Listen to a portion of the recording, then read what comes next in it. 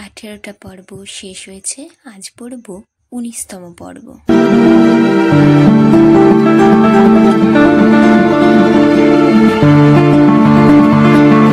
লজ্জায় মাথা নিচু করে সদানন্দ আবার তার বাড়ির পথ ধরলে। অন্যদিন হলে সে কুকুরটাকে তাড়া করত, কিংবা তাকে লক্ষ্য করে একটা ঢিলও ছুঁড়ত, কিন্তু আজ তার মনে হলো কুকুরটার কোনো অপরাধ নেই, সে কোনো অন্যায় করেনি। নবাবগঞ্জের মানুষও যে তাকে একদিন এমনি করে কামড়াতে আসেনি, এই যেন তার পরম সৌভাগ্য। প্রকাশ মামাই তাকে প্রথম দেখতে পেয়েছে, দেখতে পেয়েই চেঁচিয়ে উঠেছে, ও দিদি, এই যে এত করে তোমার খোকা এসে গেছে। গৌরী পিসিও রান্নাবাড়ি থেকে বেরিয়ে এলো। সকলকেই বলা ছিল বৌমা যে বাড়িতে এসেছে এ কথা কেউ যেন খোকাকে না জানায়। সদানন্দ সকলের মুখের দিকে চেয়ে অবাক হয়ে গেল। এমন করে তো অন্যদিন কেউ চায় না তার দিকে, অন্তত কেউ এত তীক্ষ্ণ দৃষ্টি দিয়ে চেয়ে দেখে না। মা বললে, আয় খেতে বস। সদানন্দ কুয়োতলা থেকে হাত পা ধুয়ে এসে যথারীতি খেতে বসল। প্রতিদিনকার নিয়ম বাঁধা কাজ, সেই সকালবেলা খেয়ে দিয়ে বাড়ি থেকে বেরিয়ে যাওয়া, আর রাত্রে এসে খেয়ে নিজের ঘরটাতে শুয়ে পড়া, আর তাও খাওয়া না খাওয়া, কোনো রকমে গলা দিয়ে ভাত সেঁধিয়ে দেওয়া। মা বললে, হ্যাঁ রে, সারাদিন কোথায় থাকিস? তোর কি খিদেও পেতে নেই রে? না কারো বাড়িতে খেয়ে নিস? এ অভিযোগ নিত্য নৈমিত্তিক। এতে কান দেওয়ার মতো ছেলে সদানন্দ নয়। গৌরী পিসি এসে ভাতের থালা রেখে দিয়ে গেল সামনে। মা বললে, ওরে, খাবার আগে এইটে চুমুক দিয়ে খেয়ে নে বাবা, যেন পায়ে না ঠেকে, বলে ছোট পাথরের একটা বাটি সামনে এগিয়ে দিলে। কি এটা? পুজোর চন্নমেত্তর, পুজো হয়েছিল তারই পেশাদ। সদানন্দ বললে, এ আমি খাবো না। কেন খাবি না? কেন? পেশাদ খেতে দোষ কি তোর? এ খেয়ে কি হবে? খেলে তোর ভালো হবে, তোর মতি গতি ফিরবে। আমার মতি গতি কি খারাপ যে ফেরাতে হবে? অত তক্ক করিস নি তুই, আমি বলছি খেয়ে নে, মার কথা শুনতে হয়, খা, খেয়ে নে। সদানন্দ হাত দিয়ে বাটিটা ঠেলে দিতেই বাটিটা উল্টে জল পড়ে গেল। মা বললে, ও কি করলি? ঠাকুরের পেশাদ ফেলে দিলি? ওতে যে খারাপ হয় রে। হোক পাপ, পাপ হলে আমার হবে, আমার পাপ হলে তোমাদের কি? তোমরা আমার কথা কেউ ভাবো?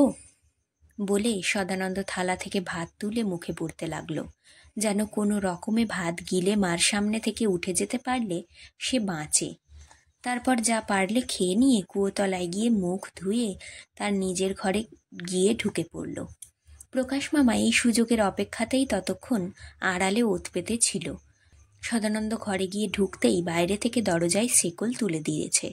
সদানন্দর তখন আর কোনো দিকে ভ্রুক্ষেপ নেই। তাড়াতাড়ি গায়ের জামাটা খুলেই বিছানায় গা এলিয়ে দিল, আর সঙ্গে সঙ্গে যেন সাপের ছোবল খেয়ে দাঁড়িয়ে উঠে পড়ল। মনে হলো পাশে কে যেন শুয়ে রয়েছে। একটা কি যেন সন্দেহ হলো তার। তারপর জানালাটা খুলে দিল। ঠান্ডা হাওয়ার সঙ্গে চাঁদের আলো এসে বিছানাতে পড়তেই দেখলে নয়নতারা। নয়নতারা বিছানার একপাশে সরে গিয়ে মুখ ঢেকে শুয়ে আছে।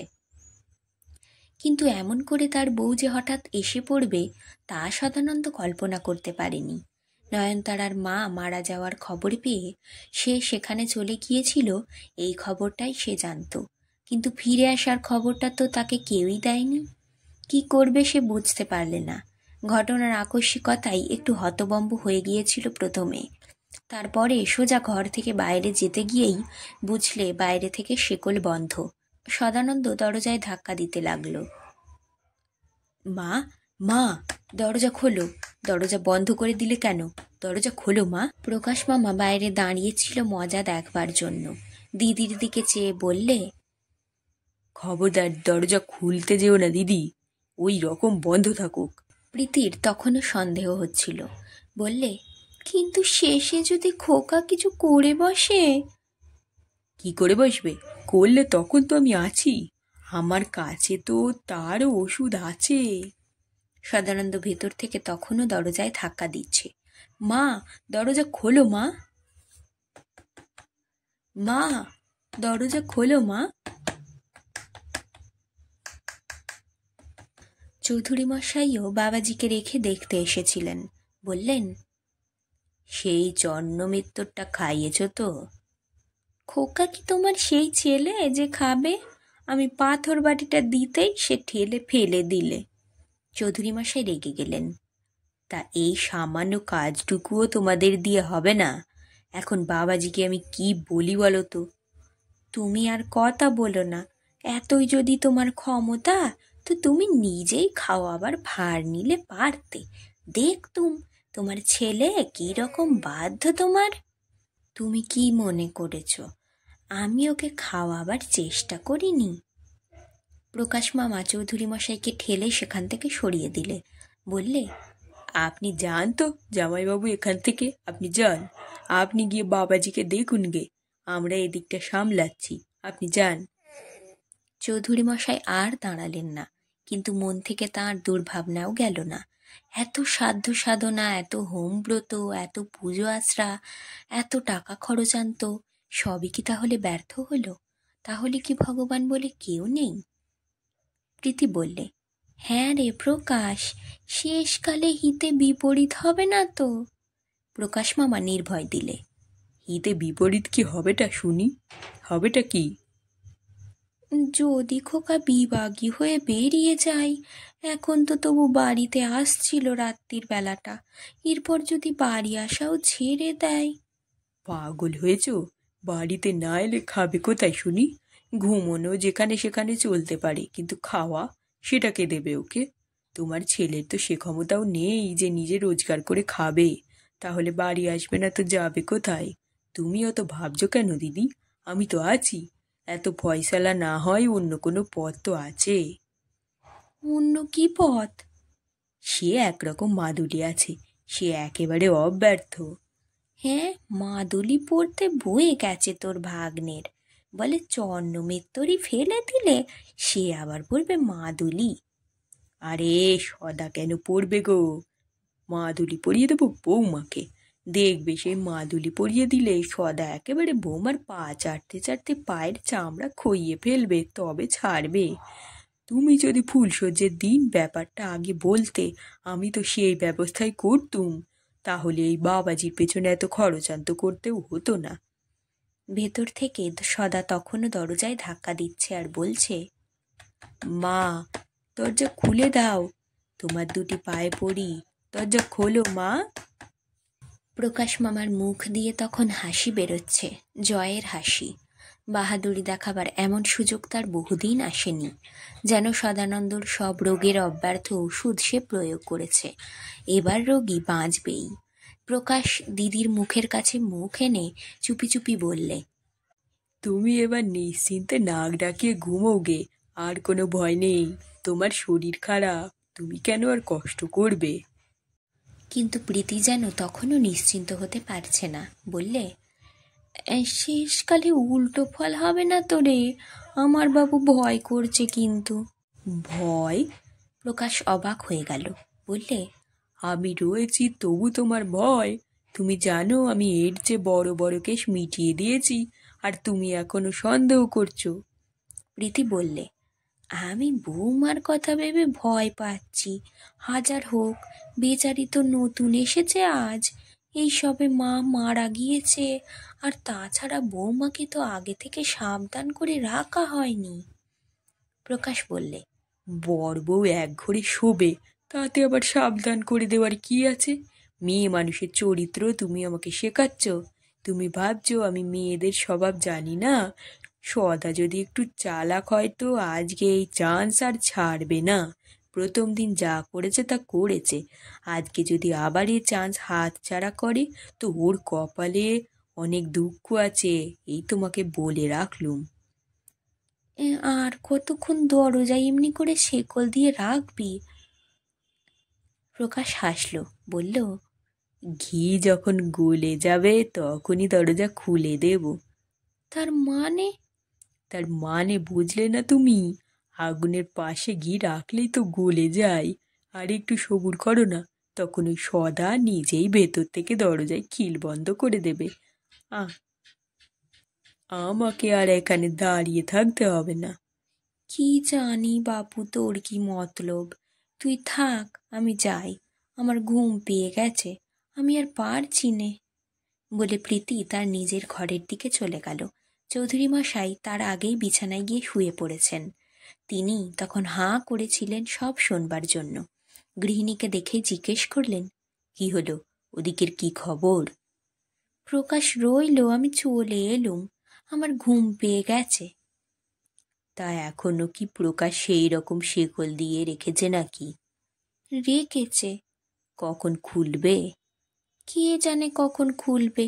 ছেলের যেমন কাণ্ড, এত ছেলের বিয়ে দেখেছি, এমন কাণ্ড বাপের জন্মে দেখিনি কখনো। এও আমার কপাল।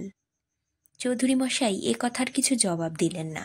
আর কি জবাবই বা তার দেয়ার ছিল? এমন ধারা কাণ্ড তিনিও জীবনে দেখেননি। লোকের বিয়ে হয়, বরকনে ফুলশয্যার রাত থেকে এক বিছানায় শোয়, পরের দিন সারা রাত জাগার দরুন বেলা করে ঘুম থেকে ওঠে। তারপর দিন থেকে লোকে কখন রাত হবে, কখন আবার বউয়ের সঙ্গে দেখা হবে, সেই আশায় সারাদিন ছটফট করে। তার নিজেরও একদিন বিয়ে হয়েছিল, তিনিও বিয়ের পর তাই করেছেন। এই হলো নিয়ম, এইটাই তো স্বাভাবিক ব্যাপার, সকলের জীবনে এই তো ঘটে। তা নয়, এ কি অসম্ভব কাণ্ড? এ কথা লোকে জানলে তারাই বা কি ভাববে? বৌমার বাবার কানে গেলে তিনিই বা কি ভাববেন? কোথাও কিছু নেই, ঠাকুরদাদা কি দোষ করলো, বাবা কি অপরাধ করলো, তাই নিয়ে কোনো ছেলে এমন পাগলামি করেছে, এ কথা কখনো কেউ শুনেছে? চৌধুরী মশাই গৃহিণীর দিকে ফিরে বললেন, ওগো, শুনছ? গৃহিণী জেগেই ছিল, বললেন, কি? বৌমাকে বলে দিয়েছ তো যে এসব কথা যেন বেয়াই মশাইকে না বলে? বলেছি তো, আগেই বলেছি। বারবার এসব কথা বলতেও আমার লজ্জা করে। শাশুড়ি হয়ে এইসব কথা বউকে বারবার বলতে ভালো লাগে? তা আমার ওই কি বলতে ভালো লাগে মনে করো? কিন্তু কি করব বলো, ছেলে যদি এমন বেয়ারা না হতো, আমি কি ভাবছো এইসব নিয়ে আলোচনা করতুম? তা তোমাদেরই তো যত দোষ। কেন, আমরা আবার কি দোষ করলুম? আমরা মানে কারা? তুমি আর তোমার বাবা। তোমরা কাকে ঠকিয়ে টাকা করি জমি জমা করবে, কাকে খুন করবে, তা ওর মনে লাগবে না? সত্যিই তো, কালীগঞ্জের বউ যেমন মানুষই হোক, জল জ্যান্ত মানুষটা যাবেই বা কোথায়? দারোগা পুলিশ এলো, তারাই বা কিছু কুল কিনারা করতে পারলে না কেন? তাদেরও তোমরা টাকা খাইয়ে হাত করবে। তাই এখন আমার কি, তোমরাই সামলাও। চৌধুরী মশাই কথাটাকে চাপা দেবার চেষ্টা করতে লাগলেন। বললেন, তুমি আর ওসব নিয়ে মাথা ঘামাতে যেও না। কেন মাথা ঘামাবো না কেন? তোমরা মেয়ে মানুষ, বাড়ির ভেতরে থাকো, বাড়ির বাইরের ব্যাপারে তোমাদের মাথা ঘামাবার দরকারটা কি? জমিদারি জোরদারির কথায় তোমাদের মেয়ে মানুষের না থাকাই ভালো। ওই মাথা ঘামাতে দাও না বলেই তো আজকে আমার বৌমার এই হেনস্থা। মাথা ঘামাতে দিলে আর বাড়ির ভেতরে এই অবস্থা হতো না। কথাটা চৌধুরী মশাইয়ের পছন্দ হলো না। বললেন, তাহলে বলো জমি জমা বেচে দিয়ে সন্ন্যাসী হয়ে যাই, সন্ন্যাসী হয়ে সংসার ধর্ম ছেড়ে বনে চলে যাই। তাও তো পারবে না, তাতেও তো তোমার কষ্ট হবে। প্রীতি বললে, তা সংসার ধর্ম ছাড়বার কথা কি আমি একবারও বলেছি? রাত দুপুরে কি যে তুমি সব আজে বাজে কথা বলো। এইসব বাজে কথা হলো? তোমার সঙ্গে দেখছি এইসব কথা বলাও পাপ। তা বাজে কথা না তো কি? আমি তোমায় সংসার ছেড়ে বনে চলে যেতে একবারও বলেছি? তাহলে কালীগঞ্জের বউয়ের কথা তুমি তুললে কেন? কালীগঞ্জের বউকে কি আমরা খুন করেছি? আর যদি খুনই করতুম, তো দারোগা পুলিশ কি তার কোনো কিনারা করতে পারতো না? তারা কি সবাই ঘাস খায়? তারপর একটু থেমে আবার গলা ছড়িয়ে বললেন, আর তাছাড়া জমিদারির তুমি কি বোঝো শুনি? জমি জমা করতে গেলে খুন খারাপি না করলে চলে? তাহলে কাল থেকে তুমিই চণ্ডী মণ্ডপে গিয়ে বসলে পারো, আমি রান্নাঘরে গিয়ে ঢুকি, দেখি কি রকম জমিদারি চালাও তুমি। যাও, তুমি তো আর কিছু পারো না, কেবল ঝগড়াই করতে পারো। আমি ভালো কথাই বলছি, আর তোমার কাছে এটা ঝগড়া হলো? ঝগড়া না তো কি? কোথায় আমি বুঝিয়ে সুঝিয়ে কথা বলতে এলাম, আর তুমি এলে আমার সঙ্গে ঝগড়া করতে। তুমি ঘুমোও না? তোমার কি ঘুমও পায় না? তোমায় কি জেগে থাকতে বলেছে? বাড়ির মধ্যে ছেলের এই কাণ্ড, এতে কারো ঘুম আসে? তা তুমি ঘুমোও আর না ঘুমোও, আমাকে ঘুমোতে দাও। সারা দিন সংসারে খেটে খেটে আমার হাড় মাস কালো হয়ে গেছে। আমি এখন একটু ঘুমোবো। কাল সকালে উঠেই তো আবার আমাকে সংসারের পিণ্ডি রাঁধবার ব্যবস্থা করতে হবে। তখন দানা পানি না পেলে তো আবার তোমরাই চেঁচাবে। চৌধুরী মশাই বললেন, তোমার শরীর খারাপ, তুমি অত খাটোই বা কেন? তুমি ছাড়া কি আর লোক নেই? গৌরী সারাদিন কি করে? ও তো কেবল নেচে নেচে বেড়ায় দেখেছি। ওকে দিয়ে কিছু করিয়ে নিতে পারো না? গৌরী রয়েছে, বিষ্টুর মা রয়েছে, লোকের তো তোমার আমি কমতি রাখিনি।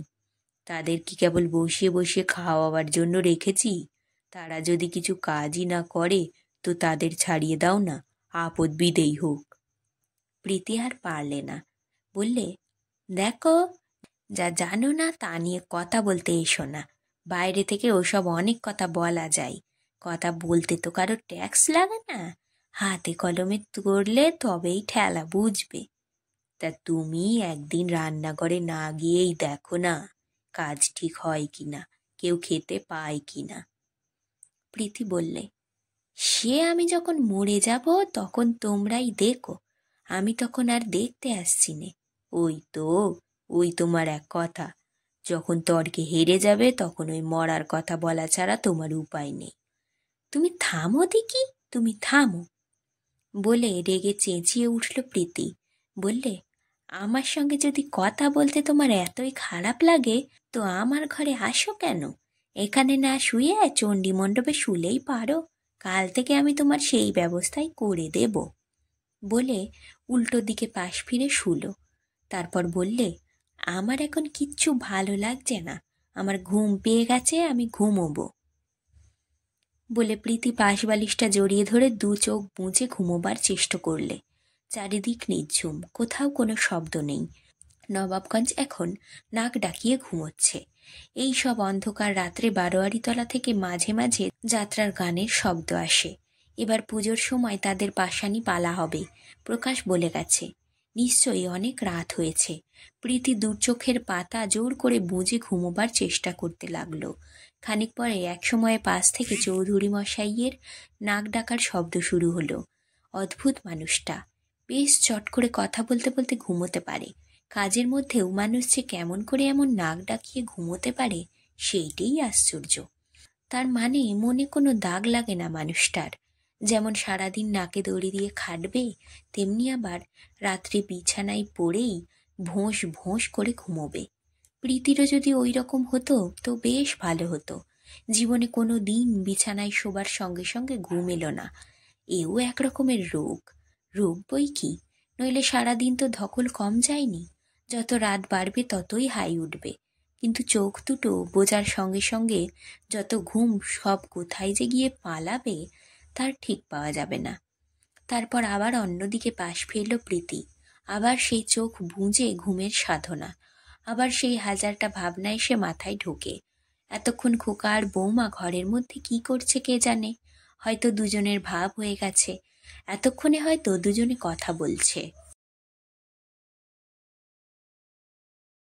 আজকের পাঠ এখানেই শেষ করছি। গল্প পাঠ ভালো লাগলে অবশ্যই একটা লাইক দিয়ে যাবেন।